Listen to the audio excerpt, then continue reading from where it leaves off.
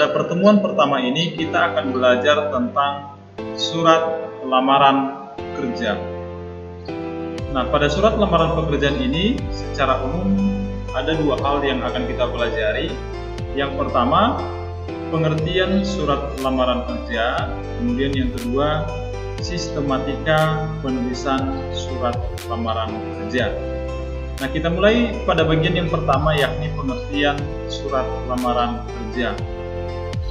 Tanpa saya jelaskan, sebenarnya saya yakin anak-anak Bapak tahu apa itu surat lamaran pekerjaan, yakni surat yang dibuat oleh seseorang ketika dia membutuhkan pekerjaan, dibuat oleh seseorang yang menjadi pencari kerja. Nah, itulah surat lamaran kerja. Nah, kemudian yang kedua yang sangat penting kita ketahui adalah ada sistematika dalam penulisan surat lamaran kerja yang harus kalian ingat. Nah, apa-apa saja itu? Yang pertama, tempat dan tanggal pembuatan surat. Yang kedua, lampiran. Yang ketiga, hal dan perihal. Yang keempat, alamat tujuan. Yang kelima, salam pembuka. Yang keenam, alinea pembuka. Yang ketujuh, isi. Yang kedelapan, identitas. Yang kesembilan, maksud dan tujuan. Yang kesepuluh, menyertakan lampiran. Yang kesebelas, penutup. Dan yang terakhir adalah tanda tangan dan nama terang. Nah, kita bahas satu persatu anak-anak Bapak. Nah, ketika kalian menulis surat, tempat dan tanggal surat itu kalian letakkan di pojok kanan atas ya, di pojok kanan atas.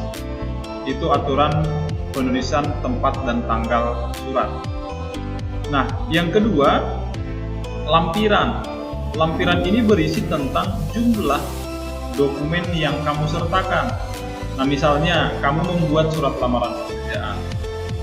Ketika membuat surat, kamu di situ membuat ijazah SMP, ijazah SMA, ijazah SD. Kan ada 3 ya kan?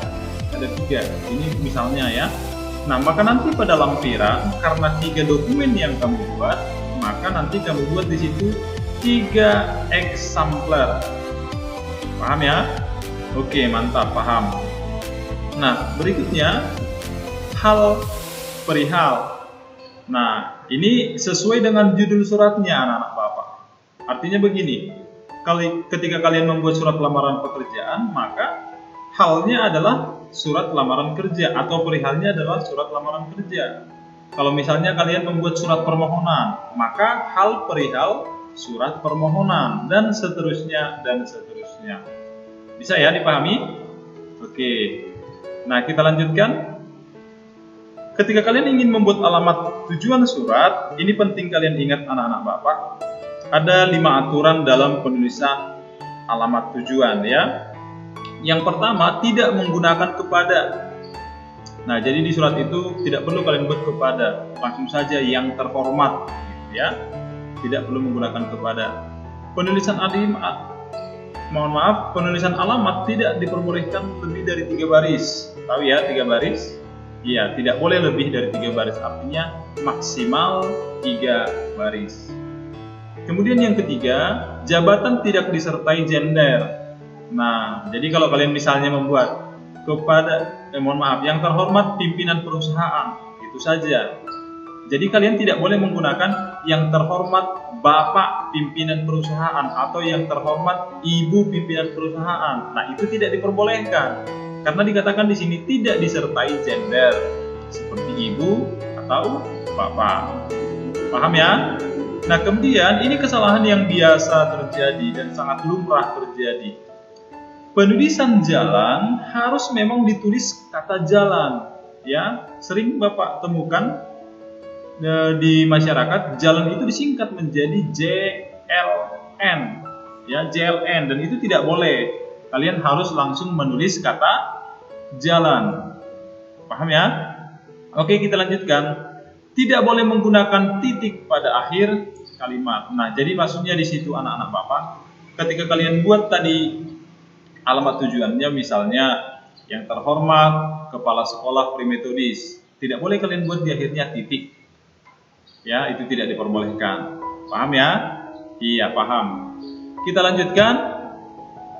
Bagian berikutnya yang akan kita bahas adalah salam pembuka. Nah, pada kalimat salam pembuka atau kata-kata pada salam pembuka, gunakanlah kata pembuka yang umum.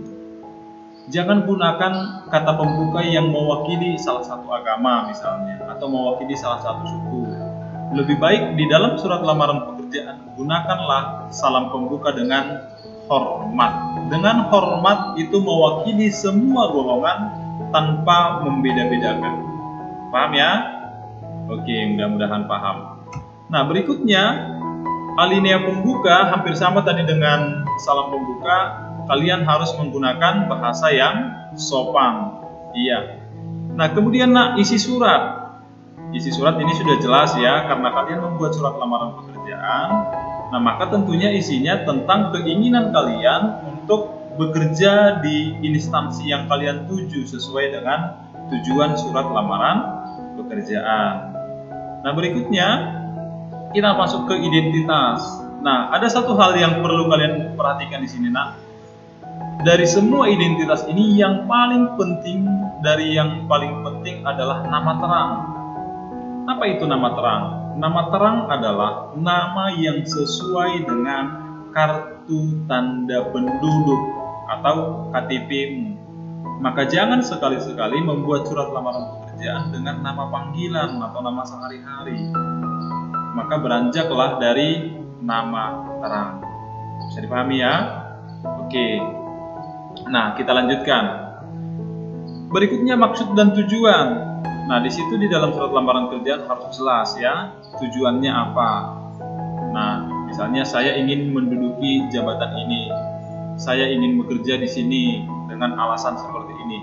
Harus jelas agar menjadi pertimbangan pemilik tempat yang ingin kamu tuju. Bisa ya? Nah, berikutnya kita harus menyertakan lampiran. Itu tadi yang saya sebutkan. Kalau tadi kan ada ijazah SMP, SD, SMA. Di lampiran tadi kamu buat 3 eksemplar misalnya. Tadi kan di awal sudah Bapak sampaikan ya kan. Nah, sekarang menyertakan lampiran.